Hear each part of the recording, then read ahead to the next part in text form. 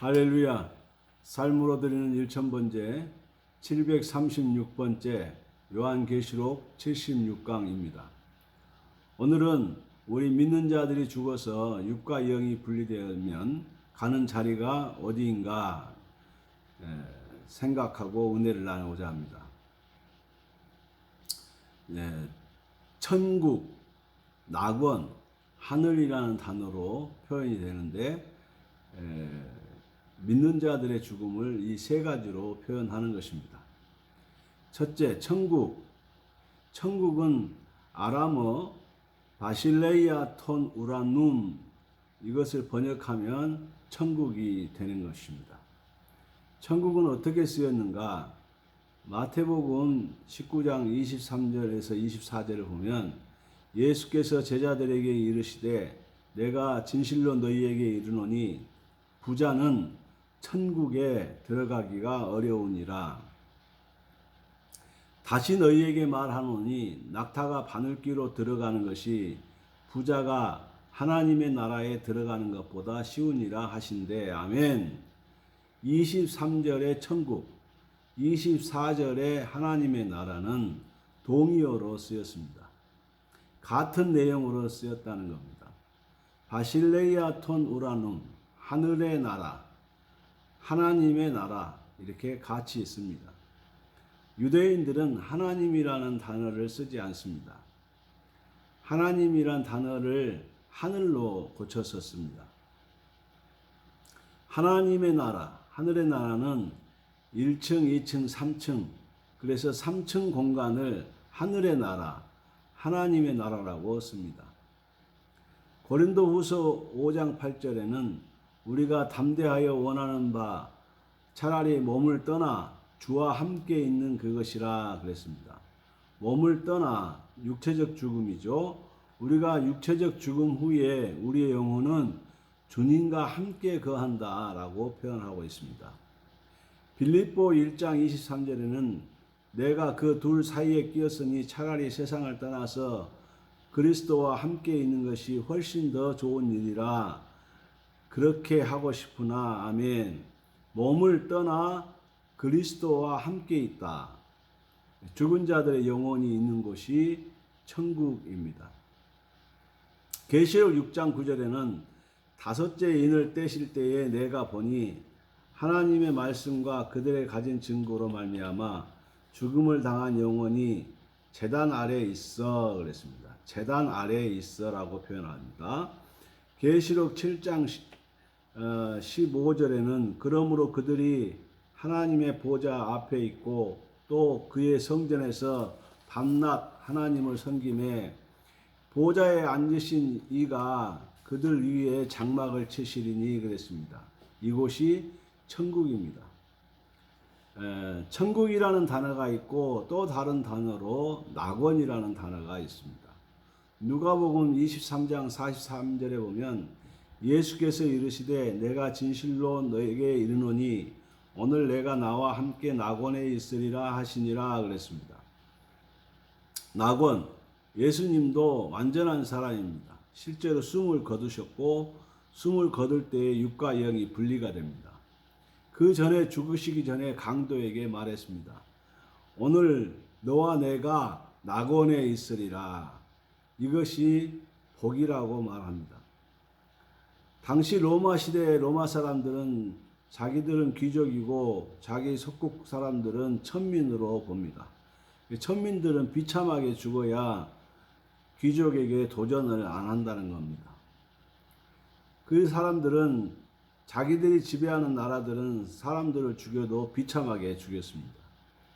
그것이 십자가형입니다. 단 성경에 유대인들만 적어서 그렇지 그 시대의 다른 나라 사람들도 십자가형에 처했습니다.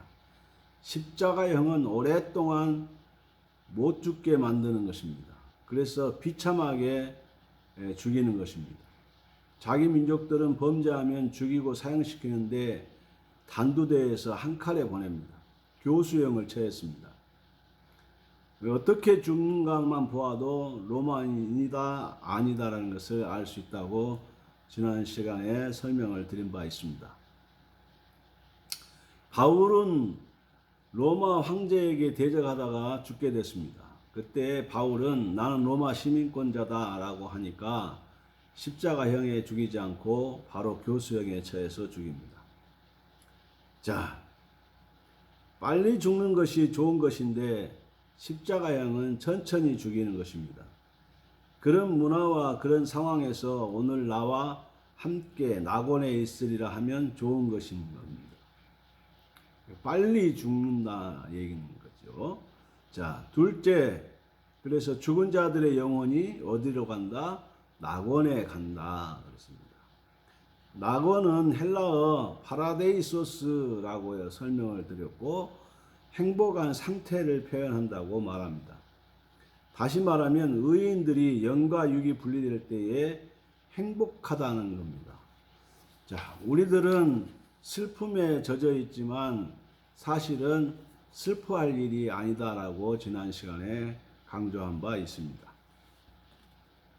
주님과 한편의 강도가 낙원에 갔습니다.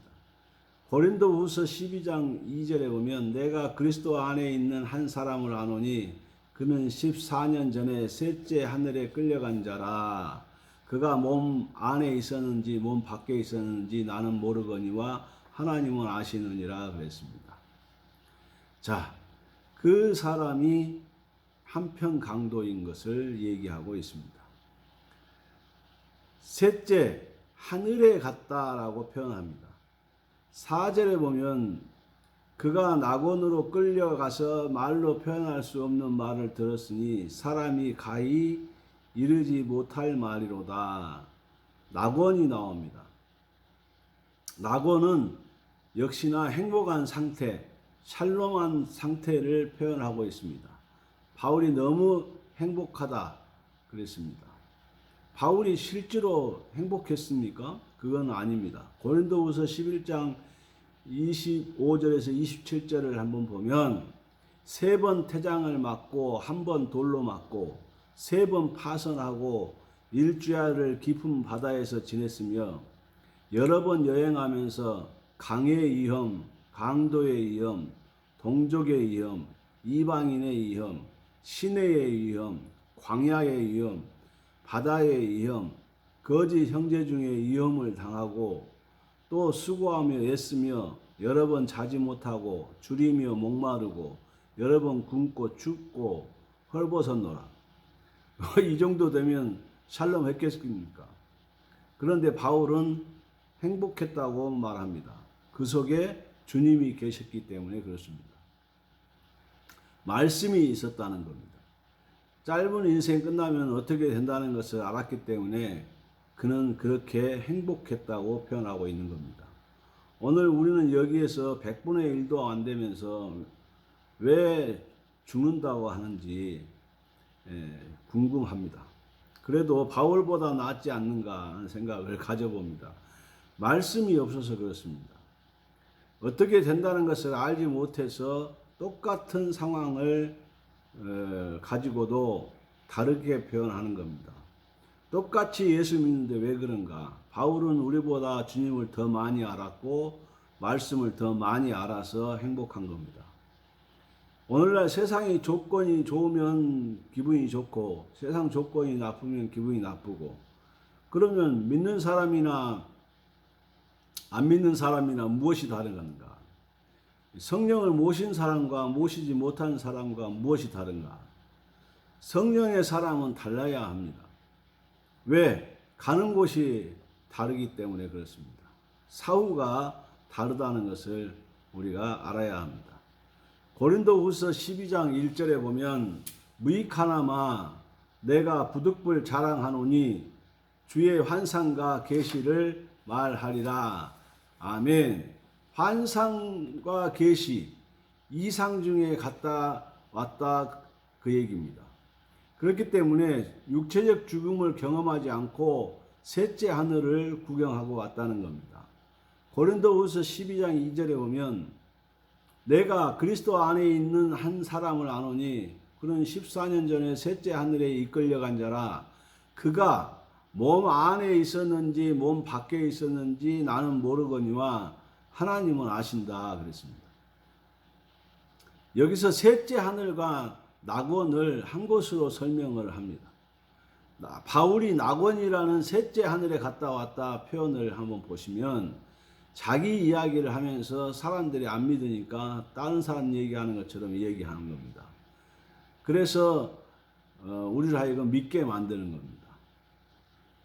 구체적인 것은 몸 안에 있었는지 몸 밖에 있었는지 실제 죽어서 갖는 것인지 이렇게 혼돈스럽게 표현했지만 죽음이 아니라는 겁니다. 이게 꿈을 꾸는 상태인지 이상 중에 있는 것인지 환상 중에 있는 것인지 바울이 내가 몸 밖에 있었는지 몸 안에 있었는지 죽어서 갖는 것인지 환상으로 갔다 오는 것인지 나는 모른다. 주님은 아신다. 그런 뜻입니다. 바울이 실제로 안 죽었습니다. 안 죽고 갔다 왔다는 얘기입니다. 몸 안에서 본 것입니다. 이상 중에 환상 중에 이 사실을 본 겁니다. 이상 중에 본 사람이 또 있습니다. 아브라함이 창세기 15장에 보면 이상 중에 장차 되어질 일을 보았습니다. 그 일이 실제로 625년 후에 되어질 일을 본 것입니다. 그것이 이상입니다. 바울도 역시나 이상 중에 보았다 이것이고 요한도 지금 이상 중에 보고 있는 것입니다. 천국을 보고 왔다는 얘기입니다. 반모섬에 있었는데 아무 일도 일어나지 않았습니다. 이상 중에 천국 가서 보고 온 것이 계시록입니다. 계시록 4장 1절에 보면 이 일 후에 하늘에 열린 문이 있는데 내가 들은 바 처음에 내게 말하던 나팔 소리 같은 그 음성이 이르되 이리로 올라오라. 이후에 마땅히 일어날 일들을 내가 내게 보이리라 하시더라. 아멘. 자, 이리로 올라오라. 이것이 휴거입니다. 바울의 상황과 똑같습니다. 환상 중에 계시 중에 갔다 온 겁니다. 계시록 14장 2절에 보면 내가 곧 성령에 감동되었더니 보라 하늘 보좌에 베풀고 그 보좌 위에 앉으신 이가 있는데 그랬어요. 성령에 감동되었더니 이 표현은 바울과 똑같이 계시 중에 환상 중에 이상 중에 갔다 왔다는 이야기입니다. 아브라함이 창세기 15장의 이상 중에 장타 되어질 일을 본 것과 같습니다. 오늘 우리 믿는 자들의 죽음은 영과 육이 분리된 이후에 천국, 하늘, 낙원 이렇게 표현한 장소에 가 있기 때문에 영은 행복한 상태를 이루고 있다고 얘기하는 겁니다. 그래서 우리가 장례 예배를 드리면 슬퍼할 것이 아니라 하늘에 행복하고 좋은 곳에 가 계시다고 위로를 해주면 되는 것입니다. 예수 안 믿는 사람은 당연히 곡하고 울어야 당연한 것입니다. 오늘 죽음을 두려워해서는 안 될 것입니다. 우리 믿는 사람들은 오늘 이 땅에서 내가 고생할지라도 바울보다는 고생을 안 한 것 같습니다. 사방 천지가 괴롭게 하는 것밖에 없었는데 그는 행복했다고 얘기합니다.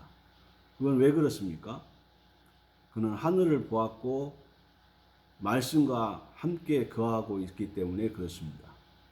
오늘 우리도 주님과 함께 말씀과 함께 거하면 행복한 상태를 유지하고 샬롬한 상태를 유지할 수 있습니다. 그런 삶이 저와 여러분 속에 있기를 주의 이름으로 축복합니다. 할렐루야. 기도하겠습니다. 하나님 감사합니다. 오늘 또 귀한 시간 주셔서 말씀을 듣게 하시니 감사합니다. 우리가 이 말씀 가운데서 힘을 얻게 해 주시고 샬롬을 누리게 해 주시옵소서. 죽음을 두려워하지 않게 해 주시옵소서. 예수님 이름으로 간절히 축복하고 기도하옵나이다. 아멘. 아멘.